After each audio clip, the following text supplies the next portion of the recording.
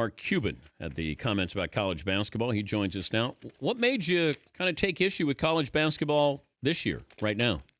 I was just doing my normal Stairmaster pregame for the Mavs, and somebody asked me about the coach from the UConn women's team's comments and what I thought, and I just gave him an answer. That was it.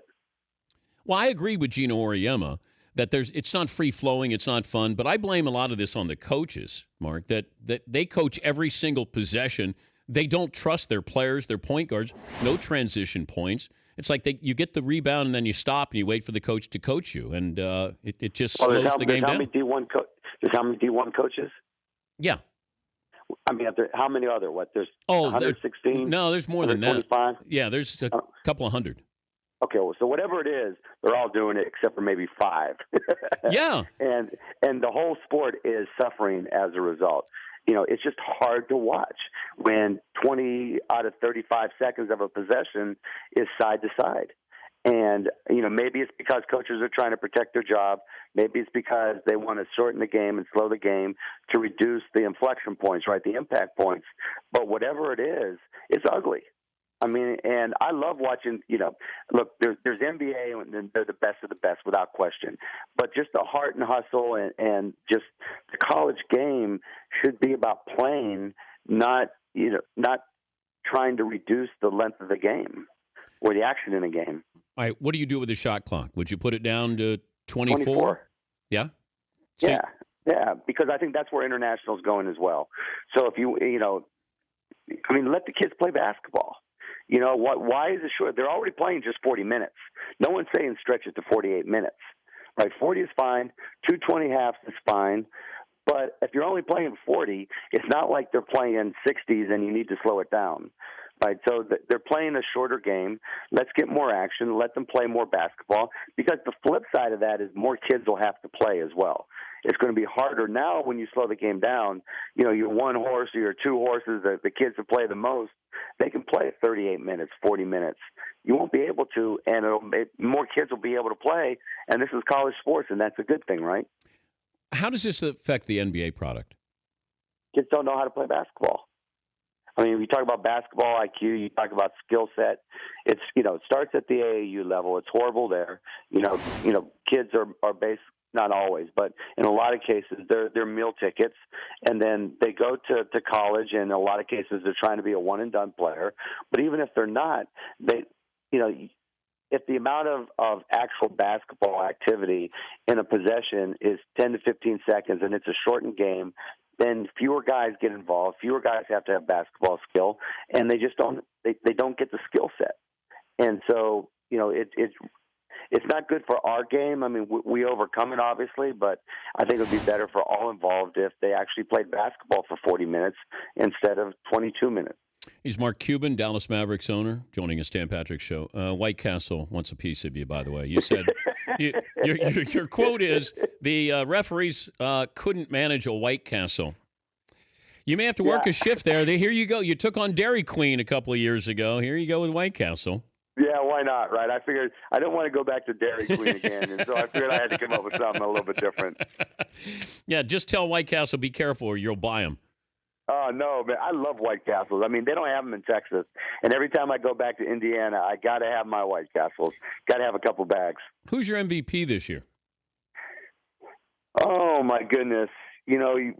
Westbrook, Harden, Curry, LeBron. I mean, it's hard to pick one. They've all been great. I've never heard you walk the fence on that like that. But it's because I don't have one guy on my team that stands out. Okay, well, that's easier then, because normally you'd say, well, I'll take Dirk. Now, right. Now you don't have to say that. Well, I know, and I'm not going to set myself up. In case you face this guy in the playoffs? Well, yeah, because I know I have to hear the question over and over and over again. Is there LeBron fatigue with MVP voters? Do you think that'll happen like it was with Jordan? Yeah, absolutely. Because that is no question. I think Curry, best player on the best team, normally wins, but I could make a really strong argument for Harden because I don't think that's a great team, and they're the number 2 seed. And so I don't know how you value the most valuable, but I could make an argument, a strong one for Harden. Okay, I'm not going to argue with any of that. So you don't think Westbrook then is an MVP candidate? Then I think is what you just said. No, I didn't say that. Oh, That's okay. The state I'm going to walk that long. The state of the NBA compared to when you first came into where it is now. Oh, night and day. I mean, when I first came in, we didn't even know what business we were in. We thought we were in the basketball business, not the entertainment business. I mean, we thought it was about, the diehard basketball fan, and that was the difference. And, we've come 180 degrees. And, we know we're in the entertainment business. We understand media. We understand technology. And David gets a lot of credit for that. And now Adam's just taking the ball and run with it even further. So, we know how to sell. When I first came in, there'd be 6,000 people in the stands in certain cities, and it was like nobody cared. And so I remember getting yelled at when I would stand up and say, "Look, guys, for our typical customer, the casual fan, we don't sell basketball. We sell a unique experience in the arena." I mean, I remember also talking. We had NBC as our TV partner.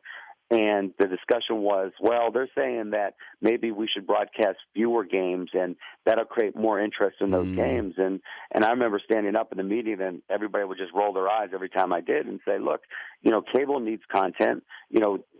Cable television spends $1 million per episode for certain shows, and our games cost about the same, and we're live, and everyone's a unique drama, and and it was like, okay, well, let's go talk to cable and let's see if we can do a cable deal. And so it's just come 180 degrees, and we're so much smarter than we used to be. Final 30 seconds. Do you see a team in Seattle anytime soon? I just don't see any expansion right now. I'd love to see a team in Seattle. I just don't see us expanding. What about a relocation? That's always possible, but I think the economics have changed so dramatically. Basketball has become an anchor sport in a community, for retail, for real estate. There's so many things you can build around an NBA team now that we really didn't consider 10 years ago. And now with the economics with television and online, I mean, the national revenue almost swamps the local revenue.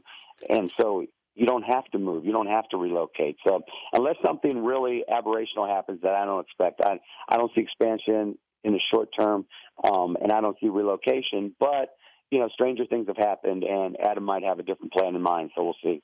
Good to visit with you. Keep stirring it up. Always, Dan. Thank you, bud. Always, buddy. Thanks, bud. That's Mark Cuban. You can also see him on the Shark Tank.